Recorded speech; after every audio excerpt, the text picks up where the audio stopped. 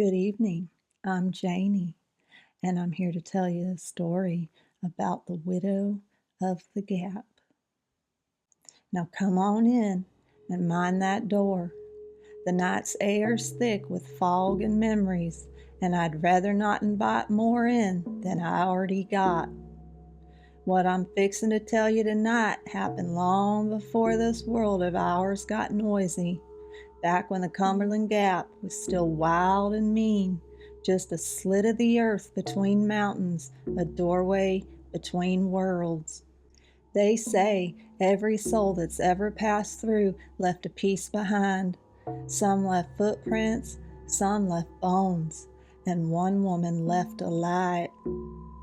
Her name was Elspeth Harper, but most just call her the Widow of the Gap.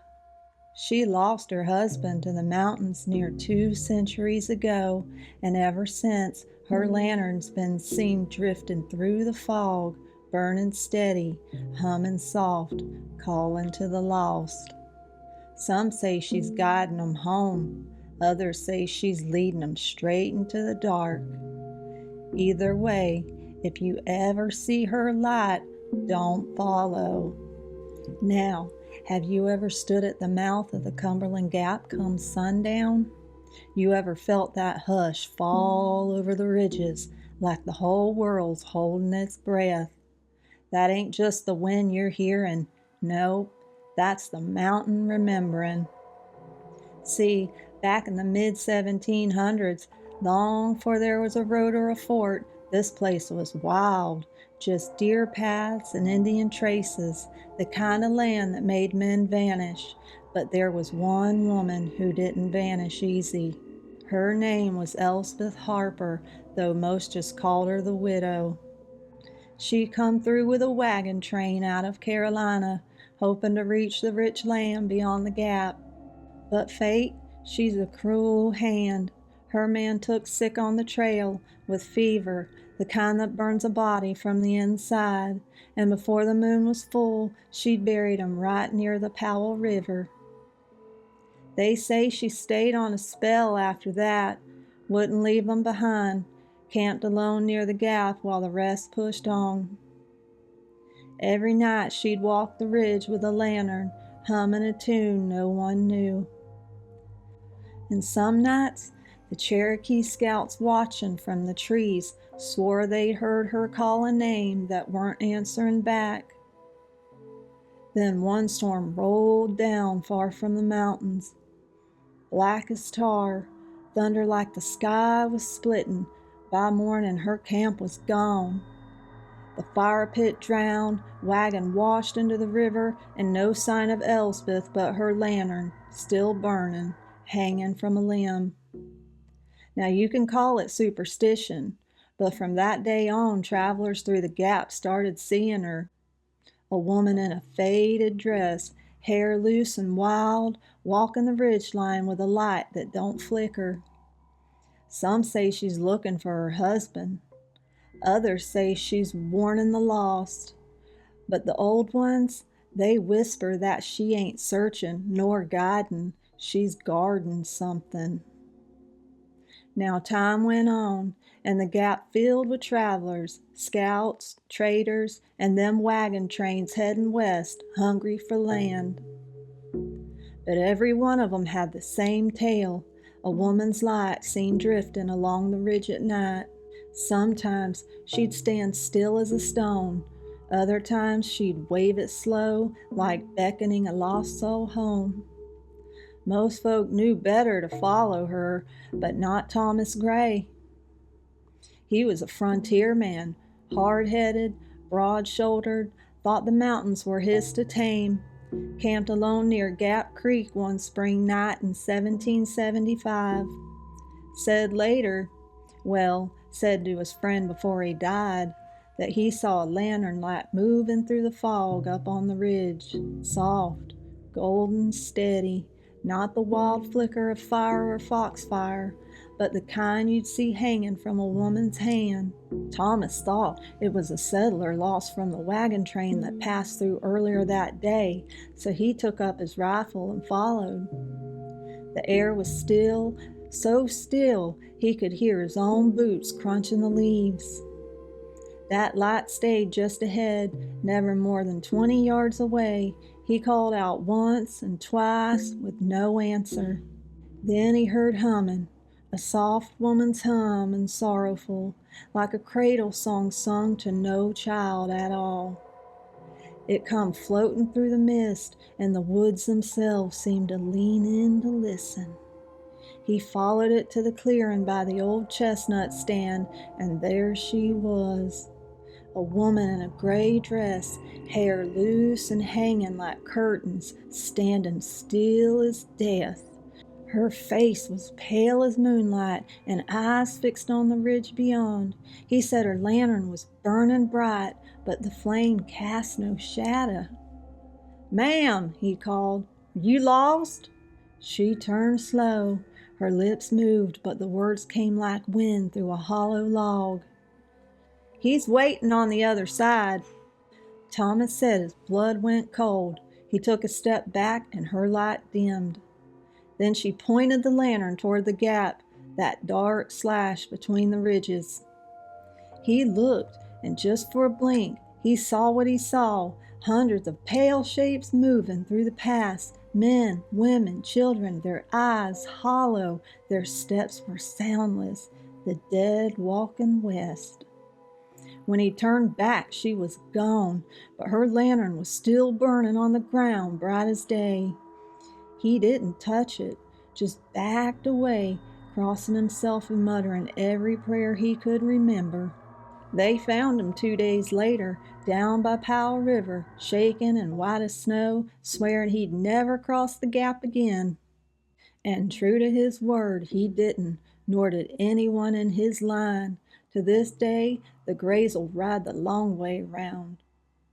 Now most folks reckon old ghosts fade once the people that remember 'em are gone. But the widow of the Gap, she ain't the kind that fades. She's the kind that waits.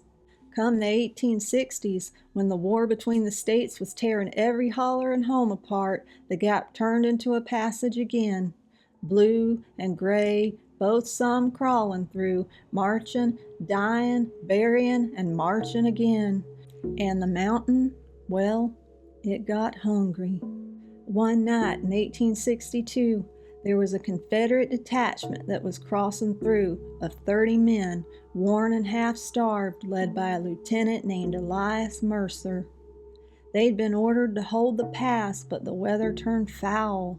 Fog rolled in from the Virginia side so thick it smothered sound, and by midnight they couldn't see a man standing 2 paces ahead. That's when they saw the lantern. Private Harlan Gibbons was on watch when it appeared, a soft gold light swinging low near the trees, moving uphill towards the pass. He thought it was a scout, maybe a local bringing word of the Union patrols. He hollered, the light stopped, then, slow as breathing, it started back the other way. The Lieutenant Elias, he didn't believe in spirits, told his men, "We'll follow her, no woman walks the Gap alone." So they did.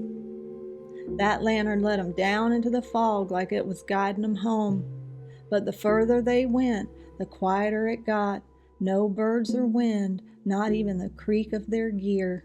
Just the sound of boots on wet leaves, and that humming, faint at first, then clear, a woman's tune old as the hills. They followed till they reached the clearing. There in the mist stood a woman in gray, her face white as bone, her hair loose and drifting like smoke. In her hand, the lantern burned bright, but it cast no shadow. Elias stepped forward, saying, "Ma'am, are you in need of help?" She turned to him, and her eyes were black as coal seams. "I've been waiting," she said. "You come to join the rest." And with that, the light flared, white hot, and the men behind him screamed. When the fog cleared by dawn, not one of 'em was found, just a circle of burned ground, black and glassy like the earth itself had melted. And right in the middle of it, the lantern, still lit. They say the Union troops who found it tried to snuff it out, but the flame wouldn't die. So they buried it deep under the rocks at the ridgeline and prayed that would hold her. But some nights, when the fog rolls down through the Cumberland Gap and the whippoorwills stop singing, you can see a light floating just above the treetops, moving slow and steady, swinging like it's searching for someone. Some say it's her, still walking. Others say it's them soldiers, marching in circles, following that light they should have feared. Either way, that lantern still burns, and if you see it, you best not follow. Now you might think all that's just old talk, stories from before the highway and the tunnel cut through the mountain clean through. But the Gap don't forget.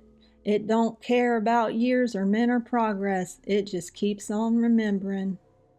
Wasn't but maybe 10, 12 years ago when that park ranger went missing. You might recall his name, Samuel Pierce out of Middlesboro.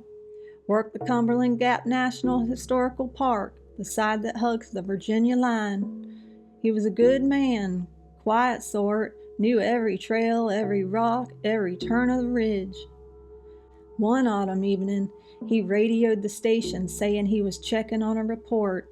Some hikers had seen a strange light near Hensley Settlement Road, high above the Gap.